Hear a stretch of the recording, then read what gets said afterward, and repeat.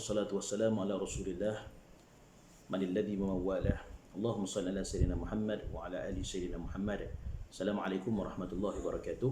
Kita sambung tuan-tuan perbahasan yang kita tangguhkan sebelum ini berkaitan dengan perbicaraan dalam kitab Fawaidul Balwa wal Mihan oleh Syekh Azzuddin bin Abdul Salam yang telah diterjemahkan, iaitu mutiara di balik bala dan ujian Allah Subhanahu wa taala. Kita sebelum ini bahaskan tentang dua perkara, faedah ataupun hikmah di sebalik bala dan ujian Allah Subhanahu wa taala. Kita sambung yang ketiga. Di sebalik hikmah bala dan ujian Allah Subhanahu wa taala itu kan, terdapatnya perkara yang mendatangkan tulus ikhlasnya kita kerana Allah Subhanahu wa taala semata-mata. Kata Al-Imam Izzuddin Abdul Salam, ini kerana tiada tempat berharap lagi dan kembali bagi menolak segala kesusahan yang menimpa melainkan kepada Allah Subhanahu wa taala, dan tiada tempat bersandar untuk menghapuskan kesusahan tersebut melainkan dengan Allah Subhanahu wa taala. Tak ada tempat bergantung lagi tuan-tuan. Tak ada tempat berharap lagi tuan-tuan, melainkan tempat berharap kita kepada Allah Subhanahu wa taala.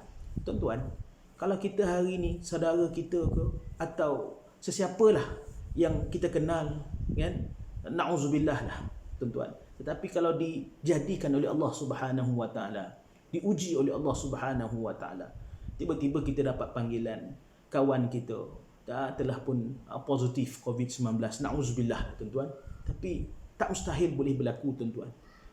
Saudara kita minta doa kepada kita, dia sedang tenat misalnya kan, sedang diuji macam-macam musibah. Sekarang ini kalau kita dengar di hospital tu ramai tuan-tuan, masya-Allah. Bila kita dengar tu tuan-tuan, apa yang lagi kita nak ucapkan? Tak ada ucapan lain melainkan kita bertawakal kepada Allah Subhanahu wa taala. Menyerahkanlah segala urusan kita kepada Allah Subhanahu wa taala. Wa ufawwidu amri ila Allah. Kami menyerahkan, aku menyerahkan urusan aku ini tak lain dan tak bukan kepada Allah Subhanahu wa taala. Allah Subhanahu wa taala berfirman, wa ayyamsasqallahu bidurrin fala kashifa lahu illa hu. Dan jika Allah menimpakan kamu dengan bahaya bencana, maka tidak ada sesiapa pun yang dapat menghapuskannya melainkan Dia, Allah Subhanahu wa taala. Tuan-tuan, kita berharap sepenuhnya kepada Allah. Allah Ta'ala berfirman sekali lagi, فَإِذَا رَاقِبُوا فِي الْفُلْكِ دَعَوُوا اللَّهَ مُخْلِصِينَ لَهُ-الدِّينَ. Dalam pada itu, apabila mereka naik bahtera lalu menemui sesuatu bahaya di laut, mereka memohon pertolongan kepada Allah dengan doa yang tulus ikhlasnya kepada Allah Subhanahu wa taala, dengan penuh harapan, dengan 100% mengharap kepada Allah Subhanahu wa taala. Tidak ada 1%, tidak ada 2% yang tergugur yang kita harapkan kepada orang lain melainkan kepada Allah Subhanahu wa taala. Serahlah kepada Allah. Serahkanlah urusan kita kepada Allah Subhanahu wa taala. Yang penting jangan putus berdoa, yang penting jangan putus ikhtiar kita kepada Allah Subhanahu wa taala. Tuan-tuan, yang keempat, kembali bertaubat kepada Allah Subhanahu wa taala dan fokus kepadanya. Allah Ta'ala berfirman, wa idza massal insana dhurrun da'a rabbahu muniban ilaih. Dan apabila manusia ditimpa oleh sesuatu bahaya, dia segera berdoa kepada Tuhannya dengan keadaan kembali bertaubat kepada Allah Subhanahu wa taala. Peluang yang Allah Ta'ala beri kepada kita, tuan-tuan, apabila ditimpa kepada kita ujian dan musibah, adalah kembali balik kepada Allah Subhanahu wa taala. Seperti mana firman yang sebelum ini, qalu inna lillahi wa inna ilaihi raji'un. Kata kepada mereka, qalu, mereka berkata kan,